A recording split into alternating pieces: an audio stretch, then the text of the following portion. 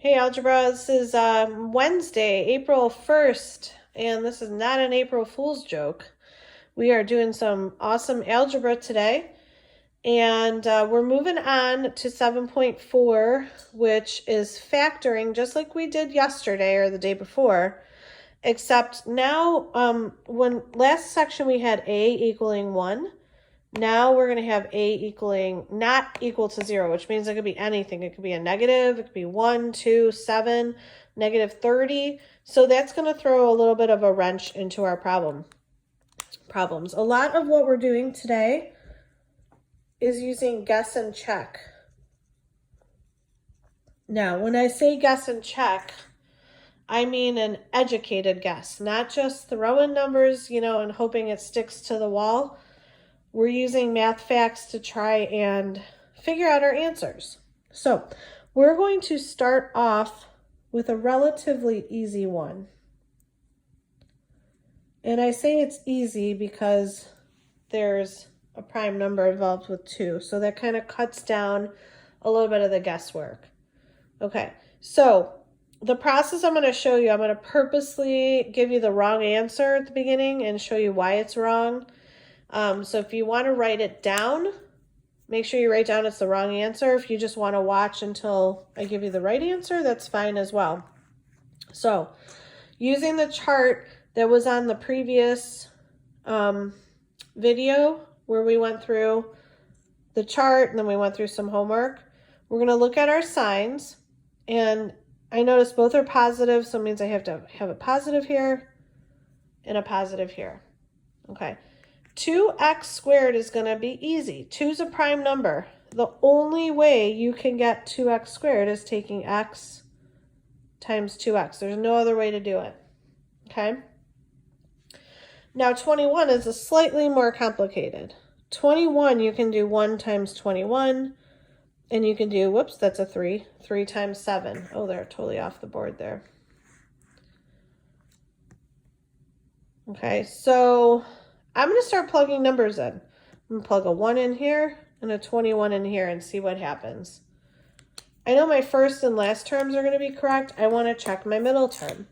So if I check my middle term, 1 times 2x is 2x, and x times 21 is 21x. When I add those together, I get 23x. That is not my middle term, so I know it's wrong. Okay, that is not the right answer. So I'm going to go back to the drawing board, so to speak. Next, I'm going to just flip these two numbers. I'm going to put a 21 here and a 1 here. This is going to be giving me a different combination because of this 2. So let's see what happens. This is going in the wrong direction. 21 times 2 is 42x. And then 1 times x is x. This gives me 43x. Definitely not the right answer. Okay, so I've exhausted my 1 times 21. That cannot work. So let me try 7 and 3. Oops, got a little overly zealous there with my erasing.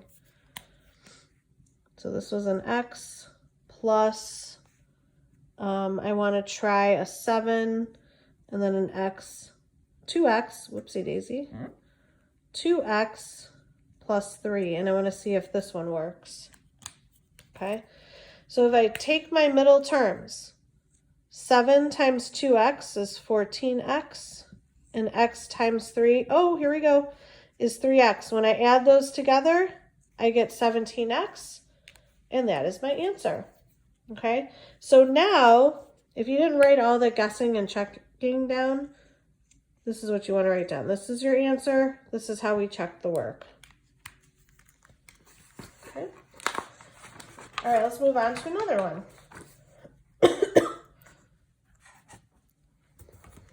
Okay, next one I want to factor is 3x squared minus 16x plus 16.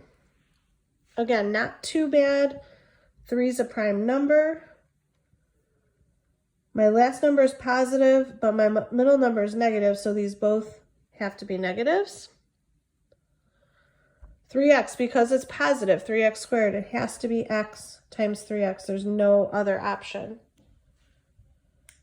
Okay, now 16, you can do 1 times 16 or you can do 4 times 4. Here's where the educated guesses come in.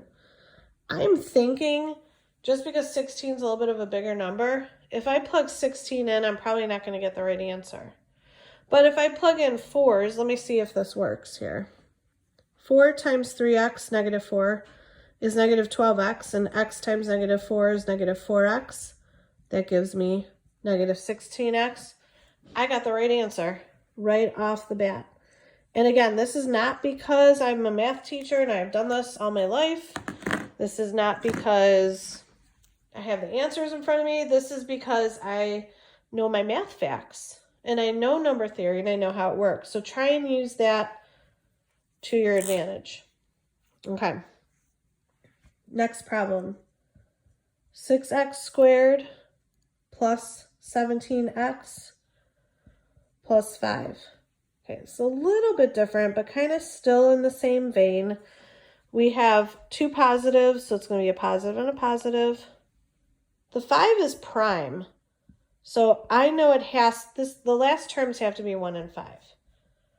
What's a little tricky here is the 6 now. You can either do 1 times 6, or you can do 2 times 3. I'm going to start off by doing x times 6x and see where this takes me. Just by looking at it already, I know it's wrong because 1 times 6x is 6x. 1x times 5 is 5x. That gives me 11x. That's not going to work, okay? If I flip my 1 and 5, it's going to be even worse because it'll be even bigger numbers. So I'm going to try for a 2x and a 3x. And I'm randomly putting these in. Have no idea if they're the right combination. It actually ends up being the right combo because 1 times 2x is 2x. 3x times 5 is 15x. And that gives me 17x, which is my middle term. This is the correct answer.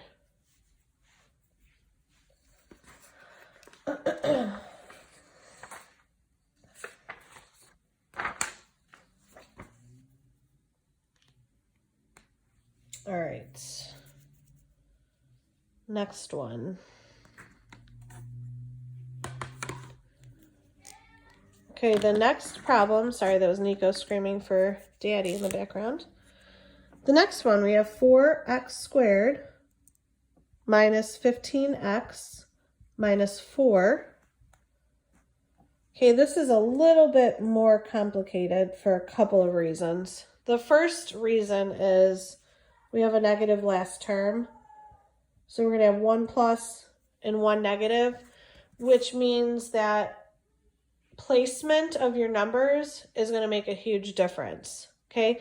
The other thing that's more complicated is that 4 is not prime, okay? So we have a couple options. We can do 1 times 4, or we can do 2 times 2, and we have to find the right combination. So if I take, and again, this is totally random. If I put just a bunch of 2's in here, right, 2x times 2x is 4x squared, and 2 times 2 is 4. I want to hope that's the right combo because I can't flip things around, but it's probably not going to be. So if I check my middle term, 2 times 2x is 4x. 2x times negative 2 is negative 4x, and I get a middle term of 0. That is not my middle term, so this cannot be right. All right. What I'm going to try now, I'm going to change this to a 1 and this to a 4. See if that makes a difference.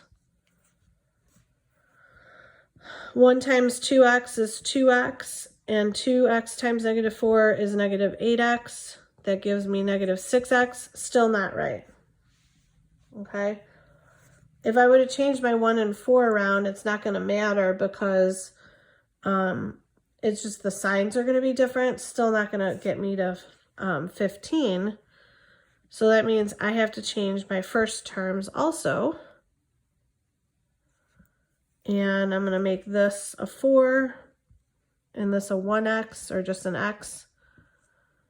And I get x minus 16x. Bingo. I get my negative 15x, and I found my answer. Okay, so that's my answer to this problem. Okay, now to one more little thing I want to talk to you guys about, and that's if you have a leading coefficient that is negative.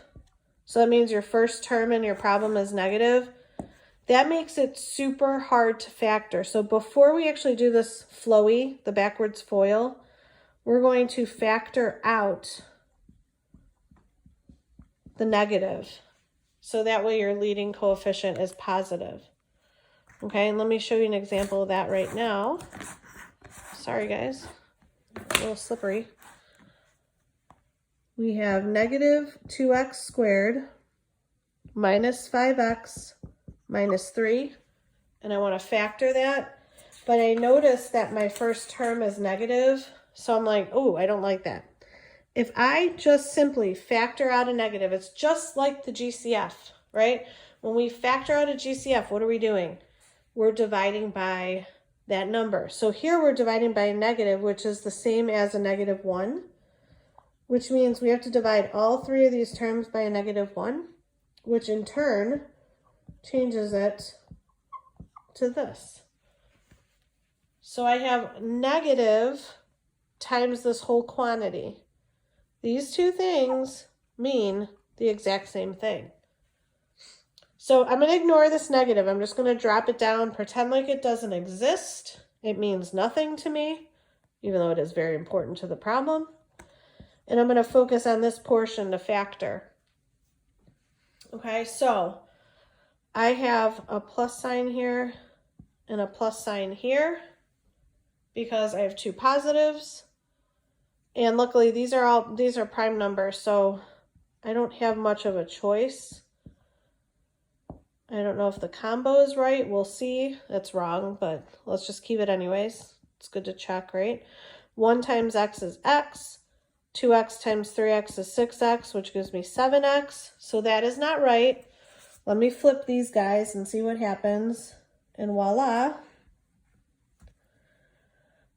This becomes a 3 and this becomes a 1. So 3 times x is 3x. And 2x times 1 is 2x. And that gives me my middle term of 5x. So my answer is this whole thing, including that negative sign. Okay, so if you see a negative first term, don't freak out. It's just like 7.2. You pull that out along with any other GCF there might be and factor as you normally would.